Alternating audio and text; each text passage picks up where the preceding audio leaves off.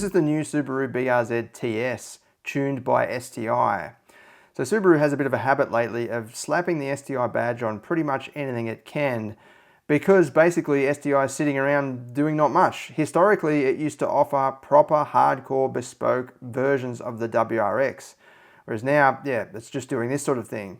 There's nothing really wrong with it, I guess, but just call it a flagship BRZ, the TS. It doesn't need to be anything STI about it.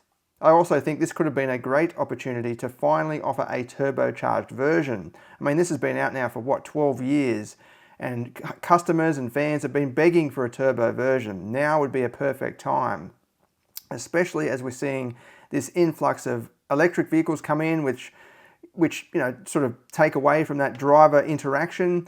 Cars like this are getting rarer and rarer. Manual transmission, good power, rear-wheel drive, and all of that. A turbocharged version would go down really nicely, I think, in my opinion anyway. But aside from that, look, the BRZ is a superb driver's car. It remains one of the best driver's cars on the market, in my opinion, outright. Doesn't matter about the price, it's just outright a superb driver's car. Just does what you want, when you want. It'll slide, it'll drift, it'll grip. It smashes around corners, even with mid-corner bumps and so on. It's just lots of fun, very engaging, and very, very capable. So what do we have here exactly? The TS adds STI-tuned suspension. So it's still the same sort of fundamental suspension geometry and all that. It's just tuned by STI. Then it has Brembo brakes. You've also got unique 18-inch alloy wheels in dark grey, some TS badging here and there.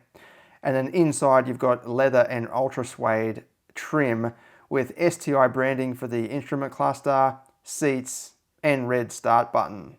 As before, inside is pretty much a dedicated driver's office. It does have rear seats, 2 rear seats, but they're not really usable unless the front passengers are willing to really push forward and, you know, have their seat backs almost vertical to accommodate some rear passengers. But then your head is smashed up against the rear windscreen anyway. It's good for temporary use, it's fine for kids, but yeah, I wouldn't call them full-size seats. Boot space is okay for a sports car like this. It doesn't go very deep, but it goes in like quite far in terms of length. So you could use it as a couple, you know, your weekly shopping, or to put some sporting gear in the back.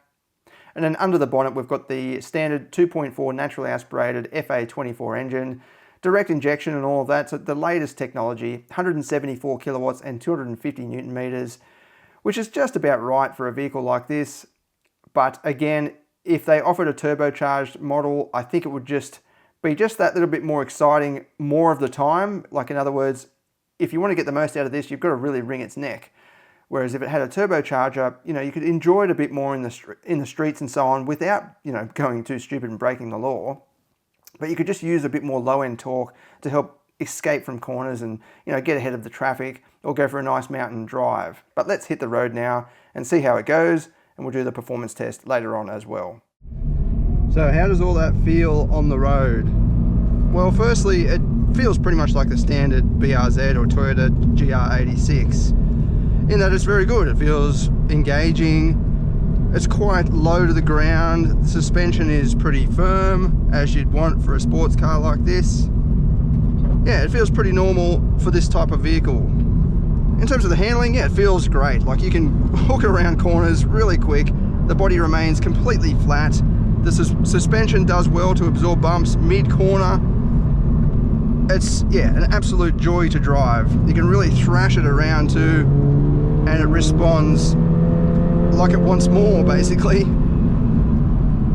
Going with the 2.4 engine, or upgrading to that 2.4, I think was a good move for both the companies, because now there's a lot more low-down torque, but also the torque curve is now flat, or more linear, sorry. So it just builds speed gradually, or builds torque gradually, rather than have that flat spot that it had in the previous model. There's actually a real-time power and torque curve in the instrument cluster there, and we can see that the torque curve is just flat. It just remains pretty consistent, whereas before there was a definite dip at about 3,000 or 3,500 RPM. And the power curve is just straight up as well. It doesn't have that little dip in it. I think it goes really well for this type of car. You don't want too much power. I mean, a turbo would be nice, just as even a special edition or something, like a proper STI model, just for the hardcore enthusiasts. but this goes really nicely. I think the biggest letdown is the engine sound.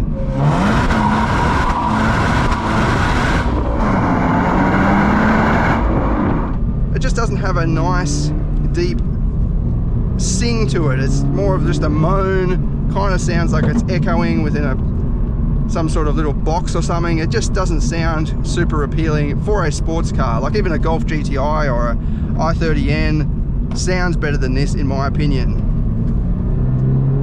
It doesn't mind revving though. You can rev it right up past 7,000 RPM.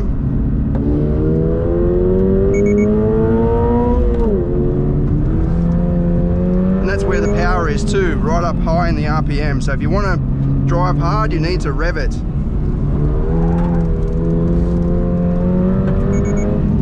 I've got the stability control completely turned off. There is a track mode as well, which allows some slip and play, but to access full stability off, you've got to hit track mode and then go across to the other button and hold down the traction and stability control button, the main button. It's very easy to drift this thing. I mean, on a road like this, it's quite narrow, but you can pretty much nail the throttle down to the floor and you don't have to worry about it, you know, suddenly kicking out. It's very progressive power delivery. It's not gonna snap on you with a sudden burst of oversteer. It will gradually let go, but it actually hangs on really well.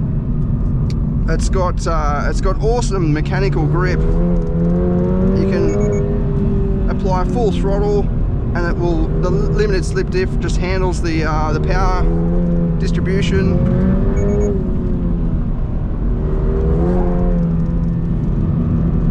It's just not a complete powerhouse. So you can't, if you want to hold a drift, you've got to leave your foot pretty much pinned to the ground.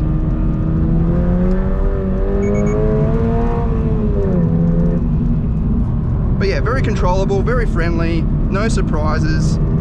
It is an extremely well sorted package. You just know the development team behind this are proper driving enthusiasts, because you can't, you know, accidentally stumble across something like this.